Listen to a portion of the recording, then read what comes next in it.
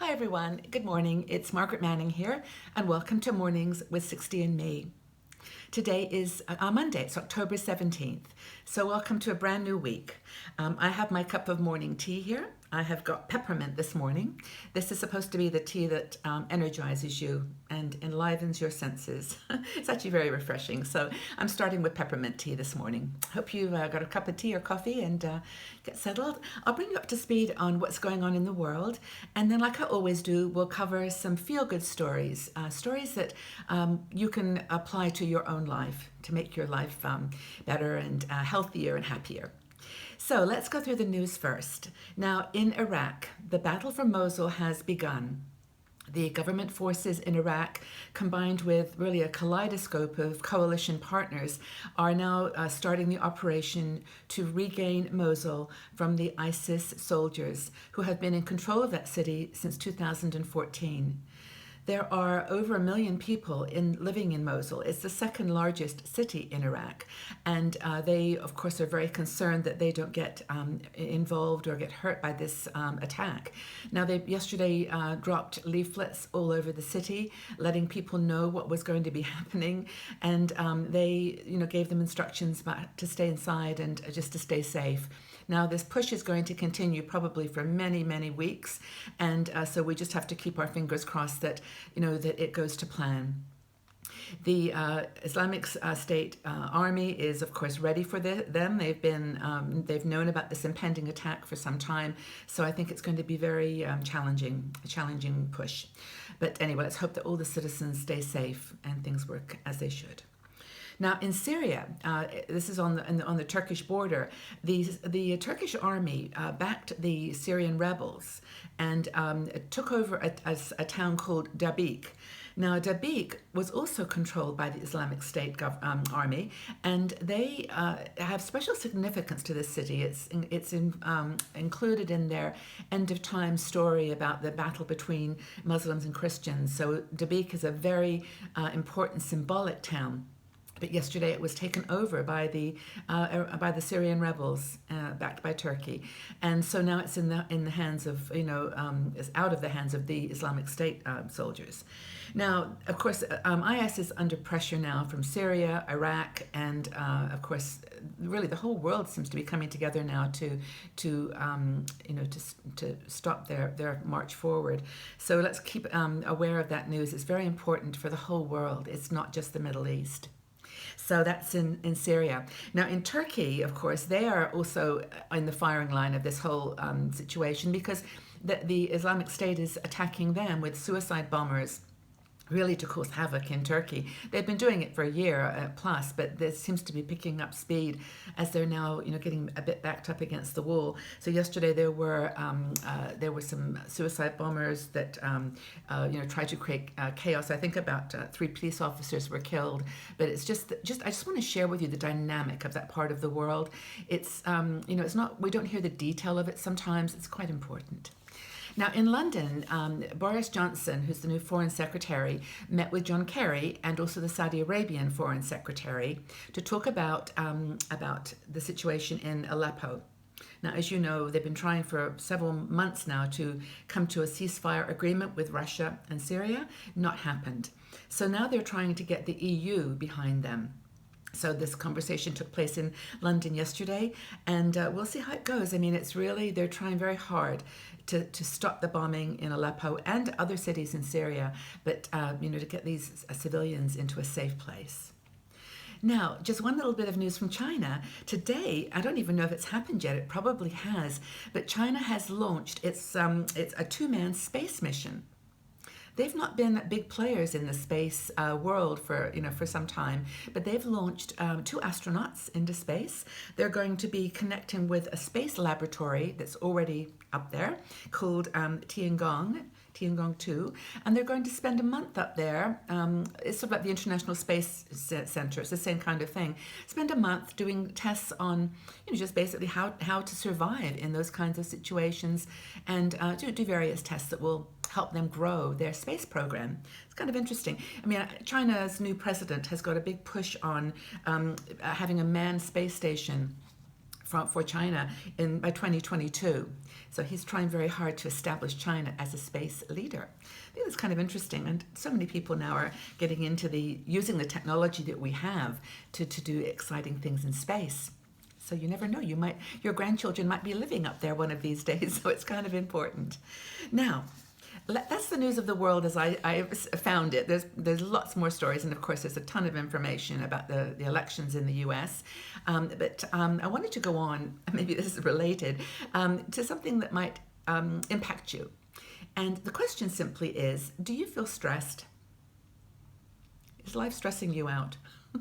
I know some of you mentioned yesterday that the elections are definitely stressing you out, and you're not alone there. But stress is one of those things that really can affect us, not just emotionally, but physically as well. So I looked at an article. It's on a website called The Power of Positivity, and it's a really cool site that covers articles about well-being, not for just over 60s, just any age. But this is about stress and how not knowing how to watch for the symptoms is really causing a problem. Because, of course, when you're under stress, you don't see the symptoms. You're stressed. So here are 9 things that they tell you to look at to determine whether you're overstressed. Things that you may not even connect with your physical body. So the first is that your body is in pain. Like if you're feeling, stomach issues, or you've got digestive problems, or those things, you might just say, "Oh, I've got a flu," or "I'm not feeling well," but they could be related to stress. Even arthritis, which is an inflammation, can be made worse by stress. So that's something to look at. If your body hurts, listen to the symptoms and check it out. The second thing is that you aren't sleeping well. Now, this is, of course, really important. Sleep, as you know, it kind of absorbs all the activities of the day, and it kind of tries to sort it out. That's what dreaming is all about. And, of course, that happens, in deep sleep. So you need to get deep sleep in order to feel rested. And if you're not getting good sleep, if you're waking up regularly or just restless, then it could be because you're stressed. And I say that, I don't say that casually, but it's just that if you pay attention to some of these physical symptoms, you can then start doing things about your stress that will help. The third thing is if you have weight fluctuations. Are you either eating a lot or not eating, don't have an appetite? Perhaps if you are gaining weight and losing weight, just feeling that fluctuation in your weight, that could be a sign that you're overstressed. Also, if you can't stop thinking about problems, if you've always got, either work-related or family-related, if you've got those thoughts like spinning through your mind all the time and you really can't cut off from it, if you're always checking your email or looking at your phone, wanting updates, wanting, to feel in control, that's a sign that your body is stressed. And of course, if you can't sit still, this is another one that really, if you notice yourself fidgeting, not being able to even sit and read a book, or sit quietly and meditate. If you're just like fidgety and can't sit still, that's another sign that you might be overstressed. The other thing is if you have little patience with others. If you tend to lose your temper more frequently now, or you're more intolerant of other people's behavior, it could be because you're feeling super stressed. Another sign to watch for. Mood swings. Another thing. I mean, we all have mood swings. We all feel stressed in life. But if it's excessive and you feel like it's really impacting your life, then this article suggests that you just take a look at the cause. That's the secret. Not to blame the physical manifestation, but to look at the cause. Hair loss, that's another thing. We all lose hair every day. I don't think it's 100 hairs a day we all lose naturally, and then they grow back. But if you're under stress, the chemicals, there's a reason for this, a physical reason, that you just lose more hair, and your hair gets drier and breaks. So hair loss is another symptom of stress. The other thing is the loss of libido. Now, whether you're in a relationship or not, if you lose this desire for intimacy and closeness to people, you just feel like you just aren't interested in relationships of any kind, then there's a sign that there's something going on there. Now, this article doesn't really give you too many answers. What the point of this article was to help you understand that physical symptoms can be manifesting stress. And there are some things that you can do. We've talked a lot about this. Meditation, for example.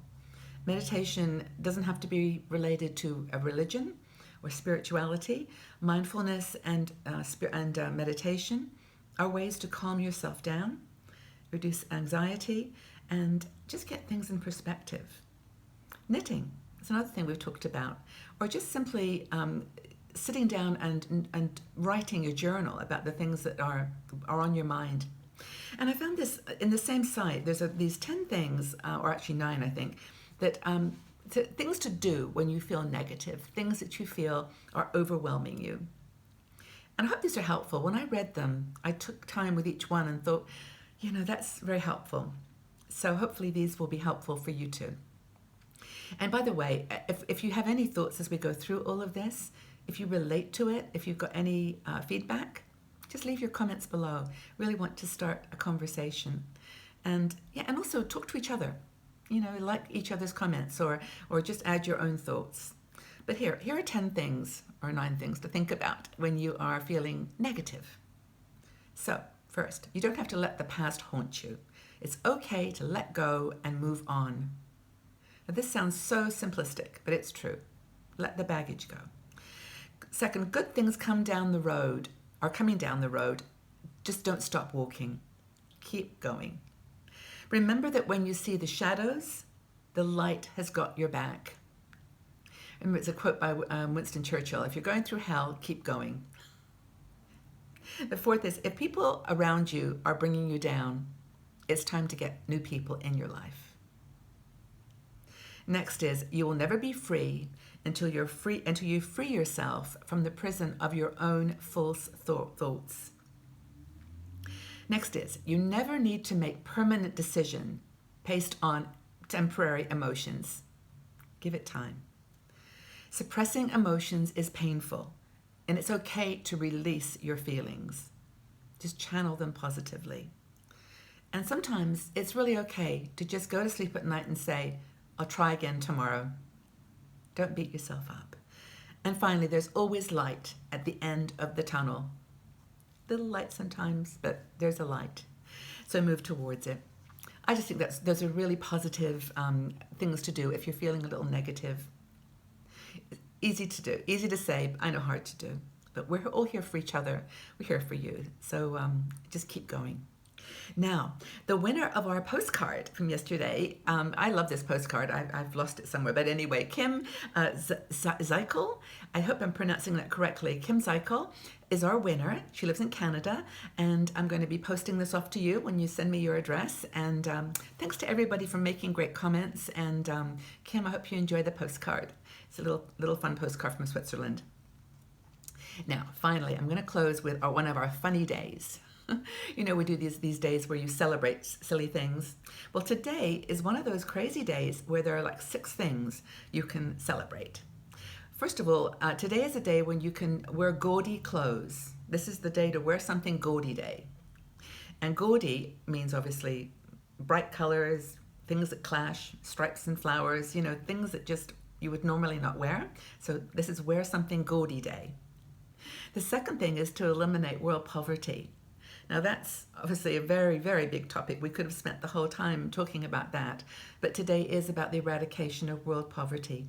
So I think we can just stop and think about that and what we can do personally to help. But the day that I want to talk about to celebrate today is it's Mulligan Day. Now those of you who play golf or know someone that plays golf know that a mulligan is in golf a do-over. I think you get 1 mulligan every game, or maybe it's 2, but you get a point where you say, I really messed up on that one. I want to try it again. So you get a mulligan. So today is Mulligan Day. And this is the day when you get to do something, well, at least on your mind, you get to do it over.